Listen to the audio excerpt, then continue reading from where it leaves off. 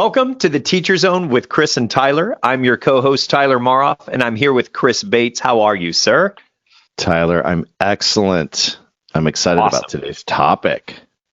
We're excited to be with you all again today. And if you are new and just popped into this episode, please do this first.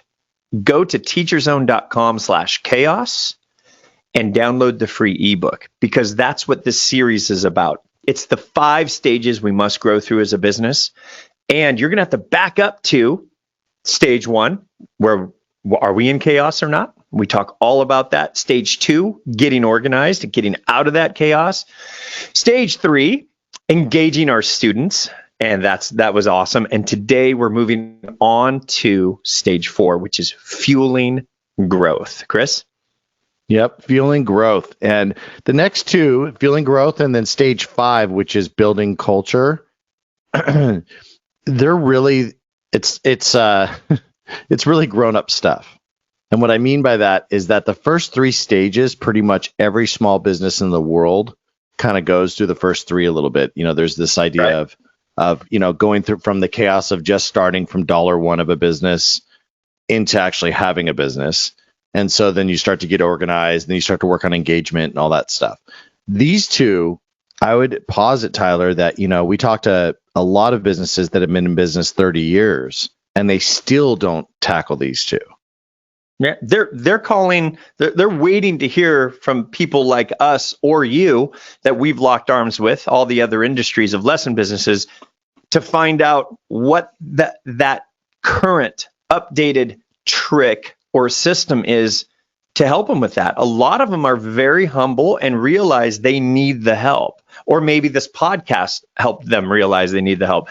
Then, Chris, there's also folks that think that there isn't any chaos, or that they got this far already. It's been 10, 20, 30. We've talked to businesses that are 60, 70 years old. Well, and so, it just because you've been around a long time doesn't mean you're doing it right anymore. It means that at some point you probably were, and you're definitely doing some things great, but we can always be better. And so fueling your growth gets into the transition between being a technician, which is how many of us start. In other words, you were good at something, and so you decided to have a business, to a leader. Right. And a leadership role is something that, if you haven't embraced that about yourself yet, I don't know if you're a director of a lesson business or if you're an actual founder owner, but either way, leadership is imperative to actually taking your organization to another level. Let's face it, customers and staff are waiting for you to guide them. Yes. They want it to be positive. They want it to be hopefully an impact on their lives because they're taking and learning this new craft. Or the teacher is like, hey, this is a great place. I want to make an impact on people's lives here at your company. Whatever it is, they're waiting. Someone has to steer the ship. And you don't have to be by yourself, but the courage and the dignity starts at the top. And people are waiting for you to guide them. Totally. And if you don't know about Simon Sinek, everybody needs to get The Power of Why. That's an important TED talk he did. It's a book too, but The Power of Why is really excellent. And he gets into the fact that people don't buy what you do, they buy why you do it. Mm-hmm. But then he has a new book that I love called The Infinite Game. And that's really what Tyler and I are talking about with these last 2. It's if you're playing a finite game, and I have to be honest, Tyler, everybody that's listening to this, you guys are heroes. I mean, we've talked about it, but all of us that like venture out into the unknown and try and do something that hasn't been done before, you're a hero. But, right. And I say, but do you have an identity issue? Because I know I have, and I know Tyler has, right? And that identity issue is, I used to try to not be a leader and think that we could lead by committee, where like if everybody would if we could all just be the same page. I don't want to lead you guys. I want us all to just, right. And that's basically me being chicken and me not wanting to actually take responsibility. Or let's all be friends. Let's be friends first while we design our policies. Okay. And you know what? At our lesson business, our staff blow us away in regards to the culture and the knowledge of what it takes to run our lesson business. But we steered the ship into the port and got them on the ship.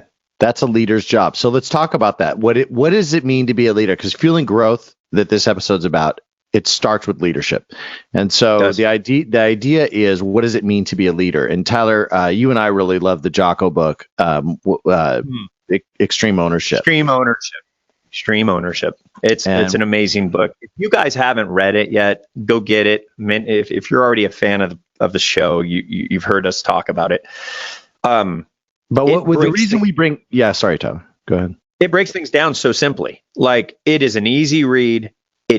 All of our employees have read it. My wife has read it twice. It's for everyone, and it's about extreme ownership. Everything goes to the top. Blaming, if vice presidents of a corporation are blaming each other for bad production, that's not extreme ownership.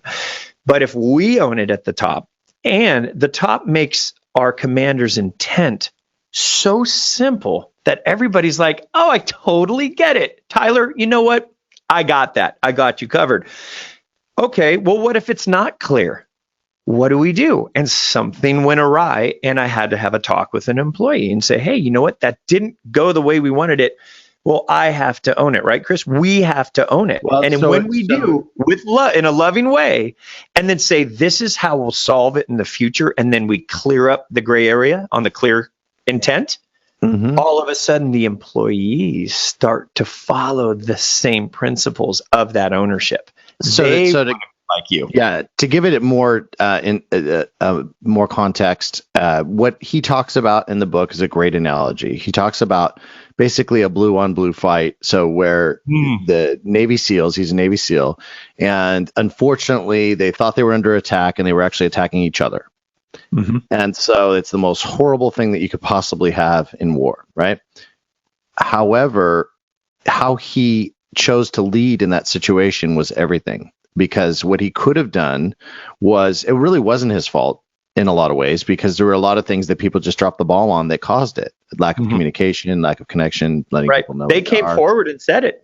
He had his guys in the line in front of the JAGs, military attorneys, and said, guys, what went wrong out there? Why are these folks, why are they gone? And his guys are great platoon, great book. Just read it. But they stepped forward. Sir, it was me. I didn't have my comm check on. Sir, it was me. And he says, wrong. And Jocko told each of them, nope, wrong. It was me. And he owned it. Right. And the most powerful thing you can do is by owning it, you just told everybody, you're not playing some kind of blame game and making people have to be defensive. You're basically saying, listen, it starts at the top. I'm owning this. So let's just not worry about that part anymore now that I'm owning it. Now, by the way, Chris, for everyone that isn't into war books, because I'm really not into war books either, this isn't a war book. Every chapter he talks about what the story Chris just told. And then, especially if you listen to the audiobook, which I did both, you'll hear Jocko's voice. He reads it himself. After he reads the military part, he goes, now applied to business. And then the chapter is actually about him and Lath going to Fortune 500 companies and helping them work through these type of principles because they're having the same breakdowns. So because leadership is leadership. A good point. Leadership is leadership, and we're not asking us to turn our businesses into a military operation, but we can certainly learn from that accountability part. And that's what I love about extreme ownership. So are you a great leader? So what does that actually mean? Well, I think with responsibility and playing the infinite game. So if you raise your hand and if you guys really think about it, if you look at your business, the first question I would ask is, are you playing a finite game? Do you see some sort of out, like when this happens then? Or in other words, if there's some sort of condition? Oh, like you said earlier, Chris, like if I had 10 more students, we'd be good. Yep. If I just do this, everything's great. Okay. That thought that you have, and we all have it because we tend to want to, we want to feel safe. We want to feel protected, all this. That's a natural thought to have, but it is not infinite game thought. That's finite, meaning you're pretty much making it conditional. You're capping yourself. You're capping your business on this conditional moment. You're capping your happiness on that moment. And so the infinite game says, I'm happy now, and I'm playing this game infinitely.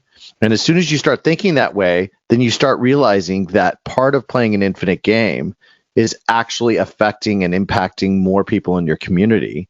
And so that's where the feel your growth part comes in, because you realize that, well, if I don't actually impact more people and I don't have a system for that, then my business is always going to stagnate. It's always going to stay at a certain level. Right. I had Chris, what's more attractive? What's more attractive than a place where leadership is strong, morale is good, there's trust points between owner to ops to instructors, however your hierarchy is set up, and it's healthy. That is the first thing that people will feel as customers, the ones that are funneling the money to you, okay? Because the money keeps the bills paid, the lights on. Yeah. It also grows more marketing, which we'll get to in a second. But if everything's that strong, Chris, don't you agree that that's the first thing that they'll feel, that's an unsaid trust point to any families or customers coming your way that they will tell others about? I mean, it's just strong on its own. The first part of trust, and this goes back to our number 2 in the chaos, getting organized. The first part of building trust is them knowing that they can count on you. And when you're assuming the leadership role, you're saying, hey, you know what? Not that I'm perfect, but that there's someone here that is taking responsibility. Now, does that mean you have to do the work? It actually means the contrary, right? Responsibility means you can choose who's best for all the work. It simply means that someone is saying, I'm owning this. And by owning it as a leader, what are the leader's roles? I had a friend once that runs a giant company. I asked her, how she saw leadership. And she said, my job as a leader is, number 1, to basically figure out how to allocate resources, to say who's best at what, and let's make sure that happens. So that's number 1 in a leader's role, is allocating resources. That includes finances and all the other stuff we have to do. But the big part of a leader is giving everybody on your team what they need to be successful. That's your job. Your job is, how can I empower our team to be better? And one of the ways to empower that is with customers. It's true. Can we buy more equipment, gear, learning materials for our school if we haven't grown in 6 months? No. By the way, education in there's different industries. We help a lot of industries at TeacherZone.com. Some are more expensive than others. Some choose to make it expensive, but either way, education comes with a cost. And in order for us to embolden our team, we need those students coming in. We need that new teacher that heard about us and came over from a different company or whatever because they heard that there's so much excitement going on at our company. And then the morale of the team are like, no way, that guy's coming or that gal's coming. That's pretty cool. Nice to meet you. It's synergy. It starts to snowball. Yeah, there's people that won't last in your company. If you're newer to business, it's one of the sad truths. Tyler and I, with an old company that I had, we had a graphic designer that I loved to death. But when I had to let him go, he was my first employee in that company. It was such a sad day because we loved that person, but the company had outgrown them. Bottom line. And we gave warnings and we gave write-ups and we gave all this stuff. And the bottom line is that your company will outgrow some of your staff if you are truly leading. Fueling growth. If you're not feeling growth and you're not leading, right? Yeah. I hear a lot of, we talked to a lot of you and you're like, well, my instructors are just, they've been with me a long time and they have bad habits and all this. Well, you don't sound like that though. That's his favorite, like Bullwinkle style voice. So You probably have a much nicer voice, but the key to it is realizing that in an infinite game, we're always trying to get better, all of us. It's not just your staff, it's you too. So, Right. Seek out leadership stuff, look into ways to be a better leader. And the way that Tyler and I like to describe it to our staff is we basically will liken it to the fact of our job is to also look into the future. It's to give everybody what they need today, and then it's to fly 10,000 feet up and to make sure that there's not a hurricane coming in the distance. It's to make sure that if there's a threat coming in the distance, we have battened down the hatches and prepared everybody for it. So leadership has sort of those two roles of empowering your current moment and then looking into the future. And fueling growth is part of looking into the future, because if you're not growing, then you're going the other way. You're decaying. Mm-hmm. I give it a metaphor to my kids, Tyler, all the time. Money's just a metaphor for helping people. Mm-hmm. It's basically that's true. Ideally, so basically, the more people you help, the more money comes. That's literally directly related. Now, is it always related? Of course, you can find moments in history where there's robber barons and jerks, and there's zero-sum game mindset where they fought to the death and the winner took all the spoils. Fine. But in a modern world, right, where now we all have access to membership economy that's based on experience and community and being part of something and sticking around so that income keeps coming in, that's where we are today. And if you don't have a special culture, if you aren't fueling the growth of your parents, students, teachers, staff, ops team, if you're not helping them grow as people and you aren't growing yourself, the company will just stop. It'll stop growing. Yes. Bottom line. So that's a good segue into this fueling your growth part. So what does fueling your growth start with? First, it starts with a want to, and it starts with you realizing that you are a leader and that you have to stick to your guns and simplify. And there's a lot of things that'll help you grow. Number one, simplification. If you've got 52 different options, humans don't do well with that. Why? Remorse. We're afraid that if you've got 52 different flavors, I'm going to pick the wrong one. How could I possibly pick the right one? There's too many choices.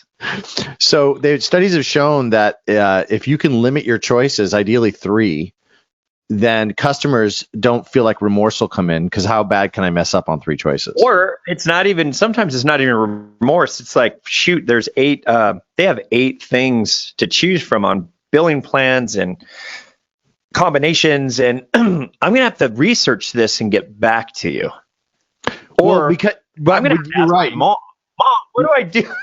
Well, that's where remorse comes in, right? Friction points can happen. They unknowingly know that they're going to probably pick the wrong one if there's too many choices. I mean, how could you not feel that way, right? There's just so many choices that certainly I could get a better benefit from another one, so I need more time. So if you're looking to fuel your growth, the first step is simplification. Simplify your proposition, simplify your messaging, simplify your all that to your staff and to the community and to everybody you do. And if you're not good at that, Tyler and I have finally got out of our own way, and we've hired professionals. Hire people. There's lots of amazing folks out there that will help you with your messaging. They'll help you with your branding. They'll help you dumb it down. That's number one. Number two, your sales funnel. Do you have one? So in other words, everyone has one, but a lot of us have one because it sort of never. Once we started getting customers, we just did things a certain way and we never changed. So Tyler, a sales funnel basically is from the inquiry, top of the funnel, all the way down. The bottom of the funnel would be they become a customer or they become a student with you. So how do they get from the top to the bottom is an important part of fueling your growth. Because if you've got a lot of people that aren't getting through the funnel because they're getting stuck somewhere, it's probably because you're bad at following up or you don't have a good system. Right. So the elements of that, I wrote down, Tyler, 3 things I said, just simply a funnel. An easy way to look at a funnel is inquiry, follow-up, and then registration. Right. And so where people mess up is either A, they're not fueling the inquiries with marketing and outreach, or B, they got that coming in, but then they're not following up. So they're not closing the deal to the registration. Those people, especially in the lesson business world, they want to go learn something now. Like they're excited about this thing now. You know what? My buddy talked me into Brazilian Jiu-Jitsu. I've been putting it off. I got the fire. Where do I go? I'm going to call this guy. And then if 2 or 3 days goes by, unless it's a word of mouth referral and someone said, if you don't go there, you'll keep trying. So there's those customers. There's some customers that use the power of Google because there's so much. And the chances that 3 decent businesses in 5 square miles of their house are on Google, the chances are greater these days. And it depends on your area. You and I hear this all the time, and this is something I want to shoot down. If you think price is the lever, stop it. Price in service businesses is very much a made up thing. It's value given for price. So in other words, you could charge $1 million and there are people that would, if you developed a proposition that supported it, there are people that could pay it, right? It isn't about how much. So just remember, you're not selling a product in the lesson business, you're selling a service. And so a service, there is no competition. But what Tyler just said is a very important fact.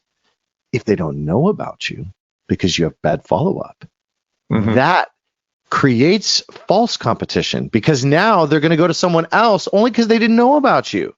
So it's very important that you have a really good system. Tyler, do they need to be the ones to follow up? No, not necessarily. You do not need to be the ones to follow up. I think that's going to hinder for you and me a lot, right? Is like we feel like we should be the ones. Right. And we now have, we use Calendly, which is that auto where they can schedule their own 15-minute call or watch a video that explains everything. And there's just so much we could have done that we finally got out of our own way with.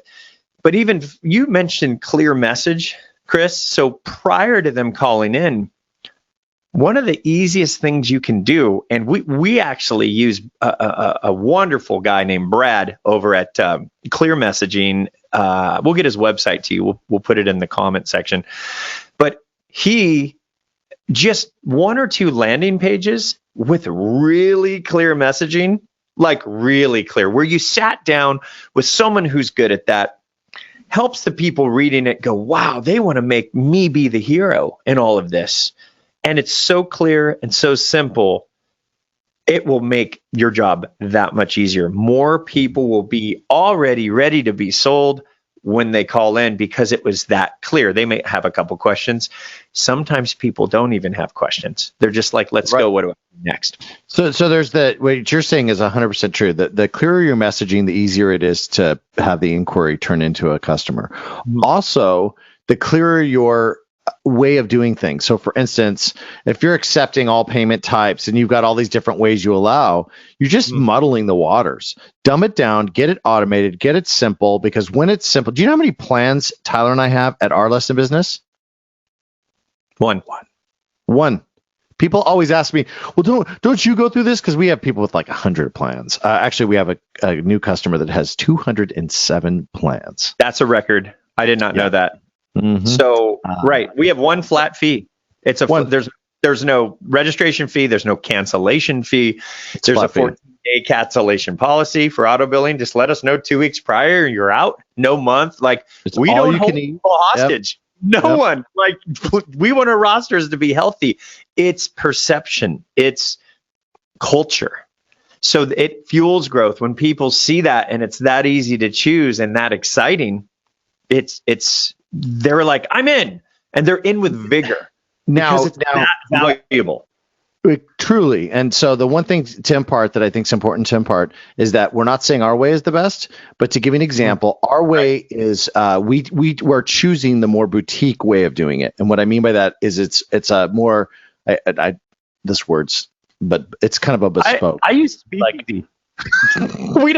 we don't even have price on our website. It's so it's kind of like a country club. Okay, so think about it this way: country clubs get people to pay a crazy entrance fee, tens of thousands of dollars. But to do so, you have to be referred by up to 5 people.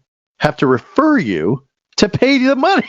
Like we're not that crazy at our lesson business, but I get where he's going with this. Where I'm going with it is like people that think price is an issue. It's like, have you ever seen a country club? They actually for the right to pay them 50 grand and then $1,000 a month or whatever, you have to go find 5 current member friends to refer you just so you have the right to pay them.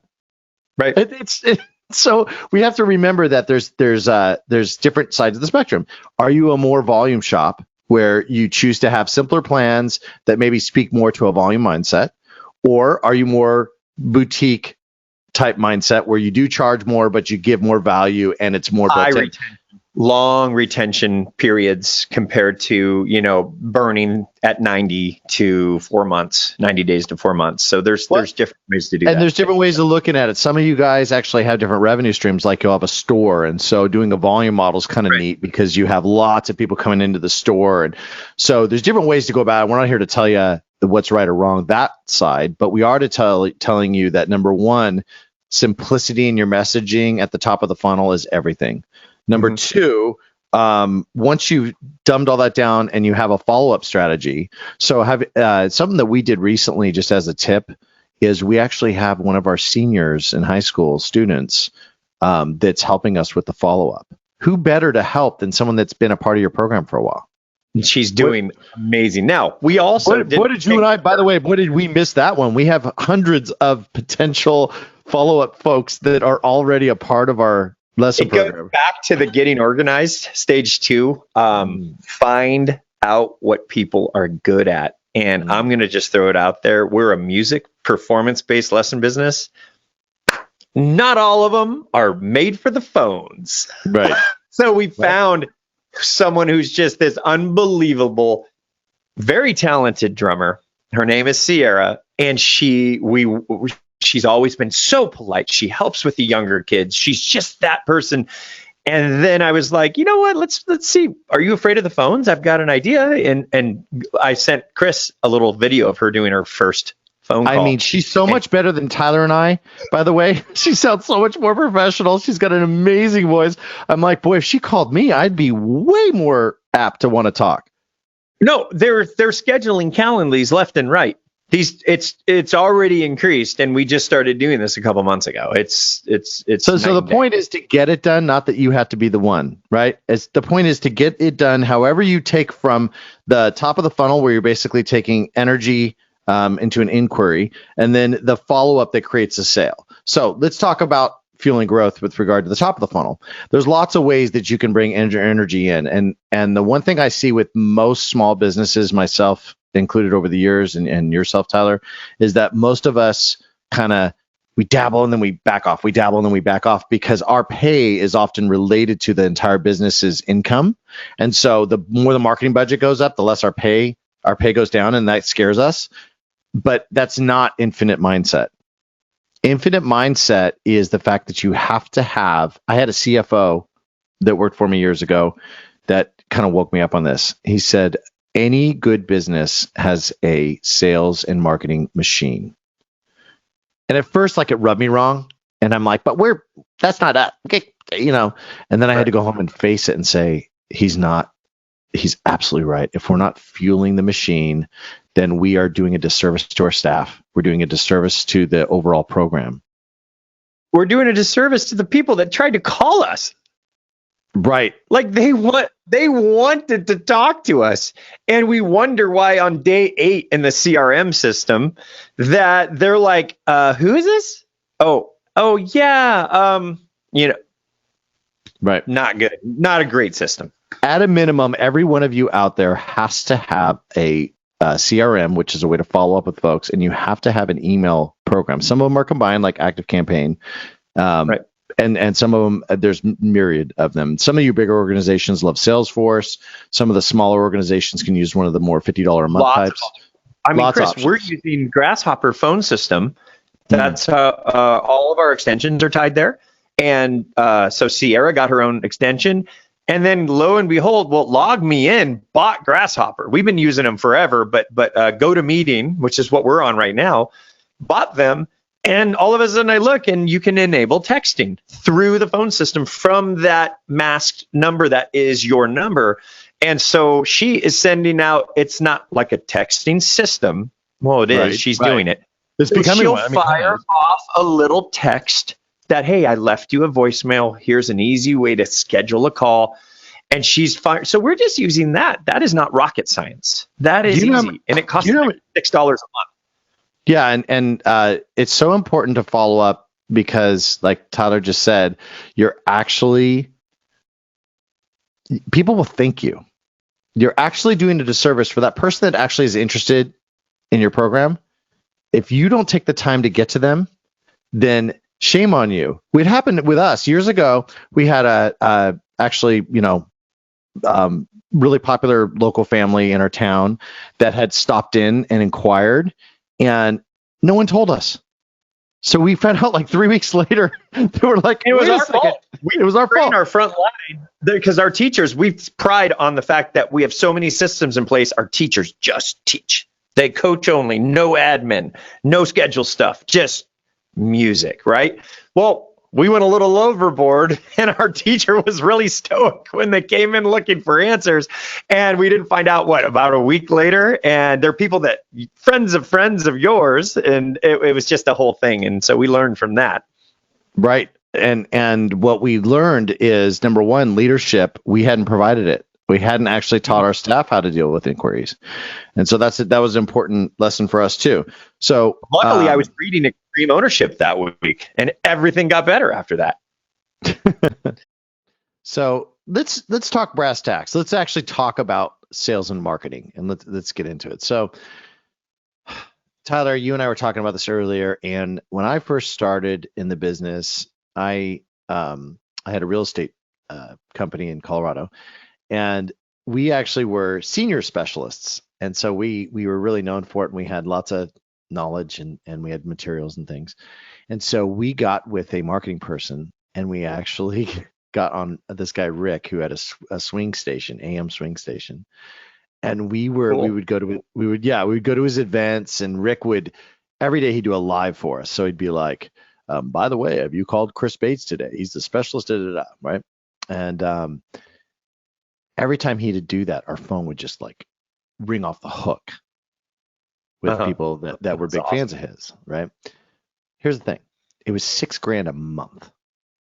And so we were just like, oh my gosh. And then we started getting really busy from it. And then as soon as we got really busy, we did what a lot of you that are listening have done, and Tyler and I have done too. We're like, oh, the money's coming in now. Let's recoup. And so we turned it off. Right. So then for a month. We'll turn it off for a month or something. Yeah, we'll just recoup a little bit of our costs. And what ended up happening, we recouped, sure, right then, but then it dried up. So then we didn't get calls anymore. So then we had to like tail between our legs, 4 months later or whatever, call our marketing person again and say, let's start them back up with Rick again. Yeah, we blew it. So I think that us turning things on and off is a big challenge for a lot of small business owners. Because let's face it, it also feels like a big challenge too to go take the leap for the first time ever if you haven't yet either. Facebook targeting, Google pay-per-clicks, SEO companies that just design your SEO and keep putting content out for you so you're more and more relevant in Google search and whatnot. That can seem so foreign and expensive, and like Chris says, long ball. Right, like you got to keep doing it. We did it at Los Rios Rock School. We lucked out. Our SEO guy, his kids came to the school. And then in the very beginning, now they didn't stay forever. They stayed for a few years. But when they left, part of their tuitions covered that bill. And so we had SEO being built page after page after page for 5 or 6 years straight. And we never stopped. And it's the best thing we ever did. And so that's just an example of something I didn't know anything about. And Chris is like, you need to talk to Steven. And then Steven ended up bringing his kids. So that it was very serendipitous that we got to get in that partnership together. So go ahead, Chris. Channel partners. Well, I concur that, you have to kind of look at the big picture. We're more fortunate today than we've ever been. For those of you that have been in business a long time, print was like the way back in the day, right? You'd have to spend money on mailers and print and all that. Some of you are still doing it successfully, but overall, everything's gone digital. But it can get expensive. So it's very important that you have a plan that you're constantly tweaking and stuff. So what are some of the ways that you can market? Well, Tyler and I call sort of the inexpensive way, which a lot of you hang your hat on, we call that guerrilla marketing. And that's basically, I'm not going to spend much money, but I'm going to put a lot of energy out there. And so that could be flyers, that could be reaching out to the different businesses around you or the different schools. It could be doing charitable events, things like that. Guerrilla marketing really is sort of, in my opinion, it's important, but when it's your only form, it's small ball because you're only thinking in a finite mindset. You're not thinking infinite of the fact that we need a consistent messaging going out all the time. And so I personally think the most powerful for a small business is to do both. Is to do both guerrilla marketing and traditional, which means that, Tyler, we see some of the greatest success right now from Facebook ads. Right. And there's Instagram and TikTok, and there's Google's always been a mainstay for people Googling stuff. We worked on SEO and stuff like that. So you have to look at your channels. They're called channels in the advertising world for a reason, because if you think about the old, when we had only 3 channels on TV, there's very limited channel partners to get your messaging out there. Whereas now you have a lot of opportunity and you can do micro ads. So for those of you that haven't done pay-per-click, what that basically means is that you can pay for impression or you can pay for a click. And so when you're choosing how you want to pay and how you want to market, the main thing to remember with it is that you want to start with something that doesn't waver. So it could be $200 a month, right? What's so cool about pay-per-clicks, Tyler, is that you can put in there like $5 a day. And then when $5 a day within 6.5 miles or these cities, and you don't even need a firm to boost some ads, and you will get calls. To me, that's not that we used to do that, and it wasn't the consistent way we wanted. It wasn't a full system when we did it ourselves, so we took it to the next level. But what we did do is we stayed consistent on it. We paid $400 a month for a year and a half and just never stopped. And one of the ads ran for 2.5 years and has like 100,000 views on Facebook. It was a Facebook originated ad. And we got calls from it. And that was before the pandemic hit and stuff. So we were consistent on that, but we wanted a better system. We wanted more results. And so we have changed. We've gotten a team, and we've gone what Chris is talking about. There's guys that are trained, because Chris and I, we're building stuff, creating content. We're creating content right now for you. And we needed the help. So we have a budget.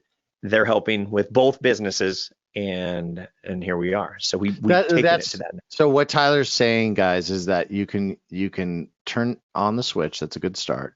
But he's saying or what I'm hearing, Tyler, is you're saying the risk is getting stagnant. So that way, like in a digital modern world, you want to be tweaking, changing. It's like people's attention spans are short. And so you want to be like, we used to make like 1-minute videos, Chris, and now our team's like, cool. But before they get to the landing page where the regular video is, 10 seconds, 10-second video. And so we have this whole awesome little set of little 10-second videos that you have to now think, how can we be creative in 10 seconds? Because you can. Everything's happening so fast these days. Not that I'm a huge fan of that, but it isn't hard to get the content created. And then the teams, they start to do what are called ad sets. They'll take 3 versions of a video idea that you had to capture people's attention, and they will run it to different target areas. Maybe parents who love soccer or whatever the choices are, and they'll run it against 3 different targeting sets. And after 3 to 4 days, they'll see, with the same amount of money on each set, maybe $5 a day, like Chris said, they'll see which one had the best pay-per-click ad amount, or the most clicks, or the most views, and then they'll kill the 2, and they'll bump and put $20 a day for a couple of weeks into the one that pulled the best. So that's been fun to watch as well. You hear the term A/B testing, and so what's great is that there's now massive testing that they can do against ad sets and stuff like that. So if you don't have a consistent way to email everyone, sign up for Constant Contact, sign up for MailChimp. There's all sorts of great programs. You can schedule content, you can schedule emails. We send them out constantly. Both we have folders set up that send emails to our current roster, and then we have other folders set up for prospects in those to get other types of content. It's really important that you do that. Sometimes, Chris, we do all 1,500 at once. If there's a show or an event, we just tell Spencer, hey, that one, everyone, get it to everyone. Right. But those of you that don't have that, like I think one of the least expensive things you can possibly do is have a CRM and an email program. Because those two ways, I mean, for a couple $100, you can literally transform your outreach. And stop, I got to say this. Can you guys please, if you're listening to this, stop viewing marketing and sales as an expense? It's not. See, an expense is like something that you're like, for instance, the light bill, right? It's a fixed cost that you're never going to get out of. What marketing is, actually, you should be looking at marketing as, in theory, increasing. Like technically, as you have more and more revenue, you should take a percentage of your revenue that you always dedicate towards outreach, because what it does is it levels up your entire organization. It gives you so much more power. There's a really interesting study years ago with Coca-Cola, and in Atlanta, where they're based, they stopped running ads, and sure enough, their sales went down. In the town they're in, Coke. And who doesn't know about Coca-Cola? Like, come on.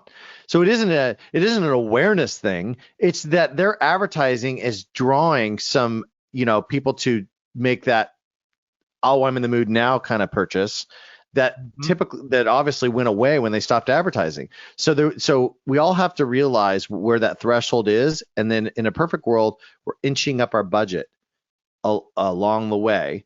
And in a perfect world, it's an infinite game. You could infinitely inch up your budget. I got to meet on the Google campus. If you ever near Northern California, stop by Google. It is so cool. And they treat you real nice, and you get to eat their free food. And and what I learned was their bread and butter are their like major advertisers. They have people spending 10 million a month. Like 120 million plus on Google ads. The point is that these are the companies that y'all know of because they're, brand household names. So all we're doing with our businesses is leveling up a mini version of that. Right. And so to not do it at all. Chris, the tracking allows you to see who enrolled, when, where they came from. Therefore, how much does that give you a year? Maybe you're a semester or whatever. And then all of a sudden you have this amount and go, wow, okay, so I spent $1,300, but I enrolled like $2,600 worth of students. Okay, cool. We'll take the $1,300, put it right back in, and then take part of that profit, put it back in too. And pretty soon your marketing budget won't even be relative to your bottom line of your expenses, is what Chris is trying to say. So it will build its own little economy just in itself. There's two terms that you need to know. Get your pens out. One is lifetime value, LTV. What is the lifetime value of your average student?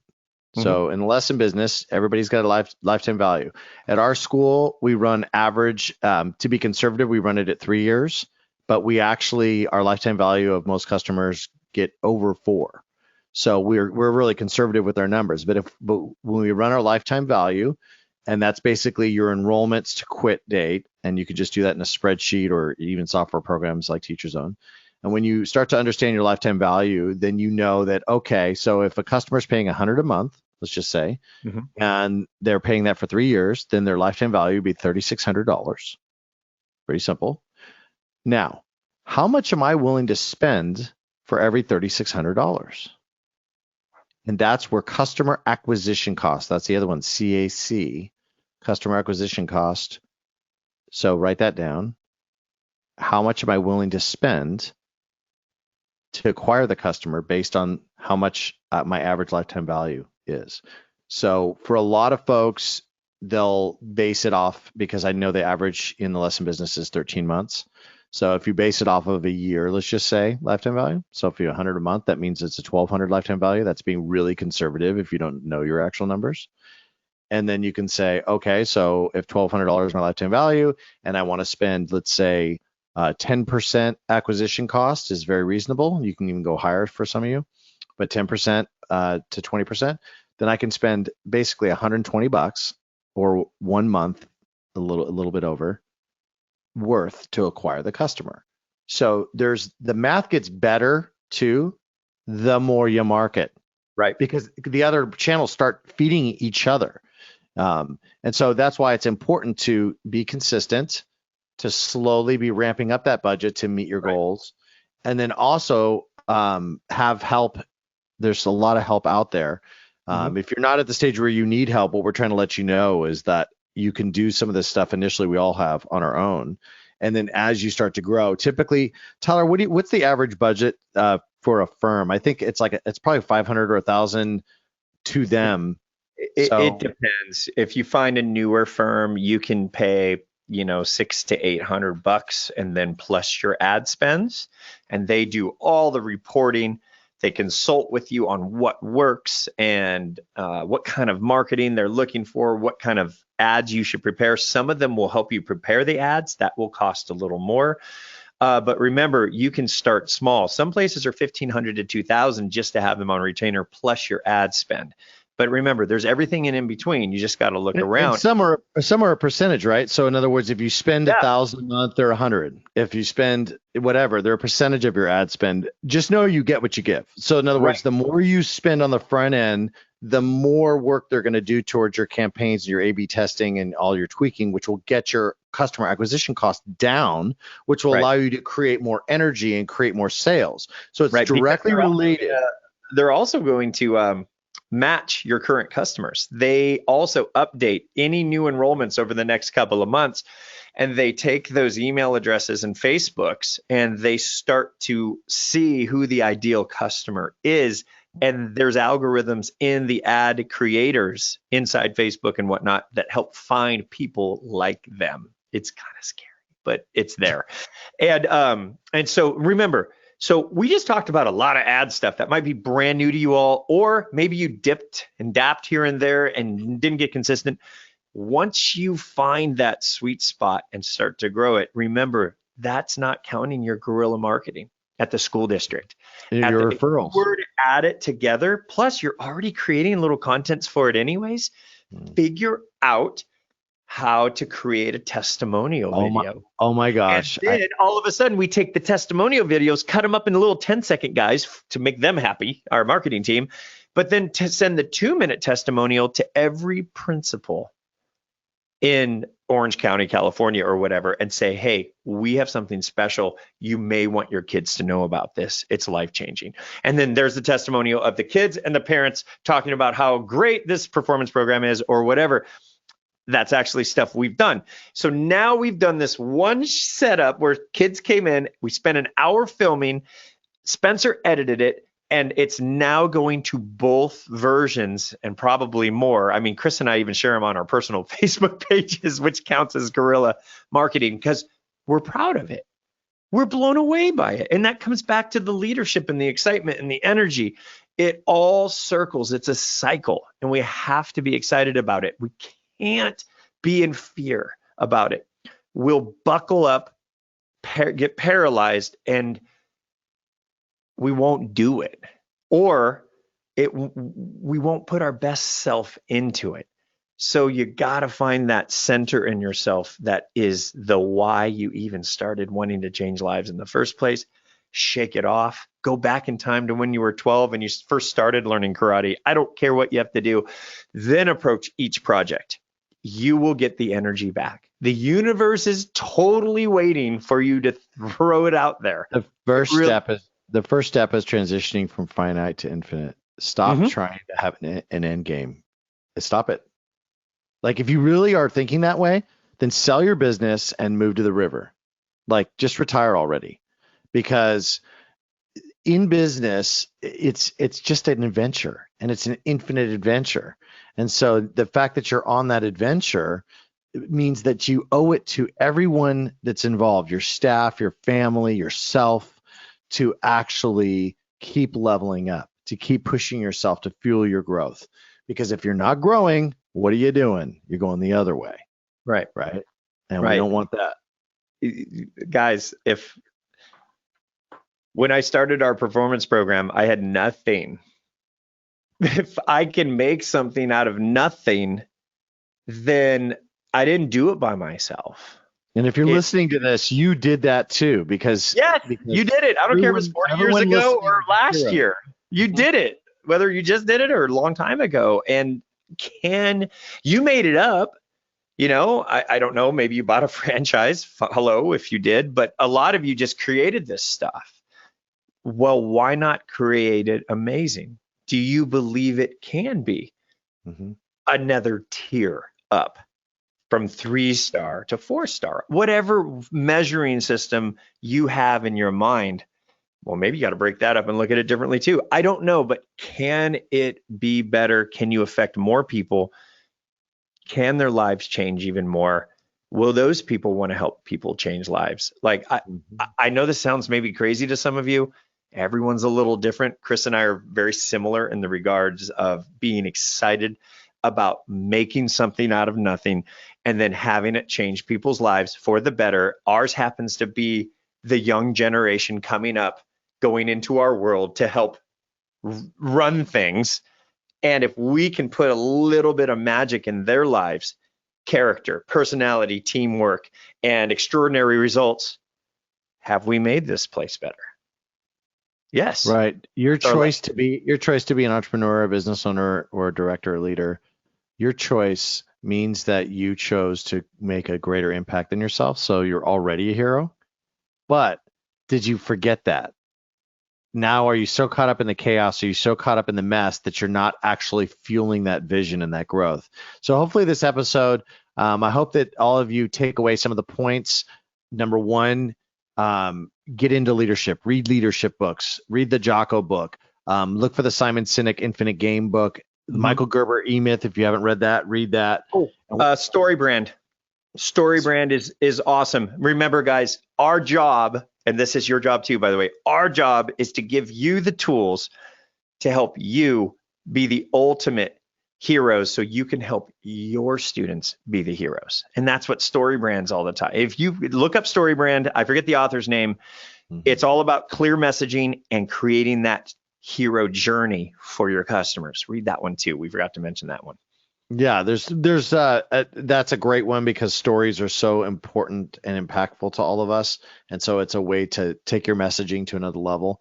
So bottom line, everybody, is if you're looking for new ways to help level up what you've created, then you're already on the path to the infinite game and you're already showing great leadership. And so we encourage you to let us know your thoughts.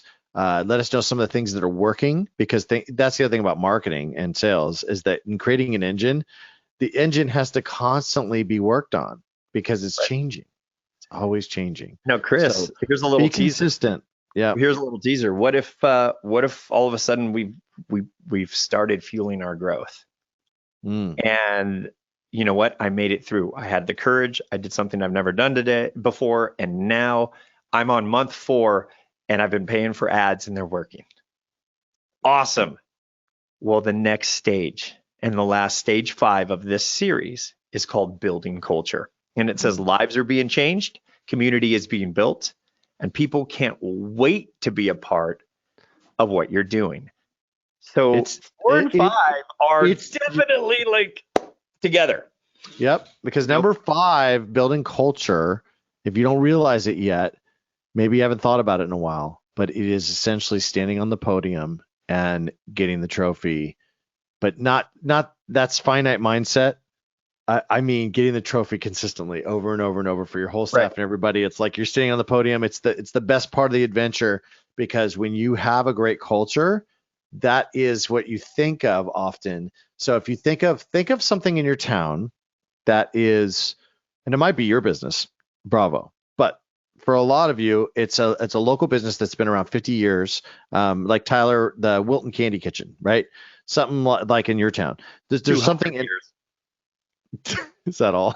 The National Historic Treasure. Right. No, I know what you're saying, Chris. Keep going. So the point is that that's a great example to all of us about an infinite game and an infinite mindset. And so, but that's how culture is built. It's built, right, by us sort of emulating and mirroring. And so we'll get into that in the next episode. With this one, I hope that it was helpful, Tyler. I hope some of those points can resonate with some of you that maybe are reticent to be a leader, or maybe you're a good leader, but you're reticent to actually spend money on marketing and sales or create a machine of some sort. We all have room for improvement and change, period. We are human beings. And if we don't come from a place of humility and accept that, no matter how amazing our company might be, you're in the wrong business. So if the way I approach every day is there's something out there to create, to learn, and to implement every day. Chris likes to say, did we move the needle today? And those are questions you ask. So we'll get into building a culture, and that'll be our next episode. And we'll fly 1,000 feet above those 4 stages we did together and start to look at what that can mean. How can we sharpen that? So Chris, thanks for being here today with me. It was awesome seeing you again. And to everybody else, we'll see you next episode.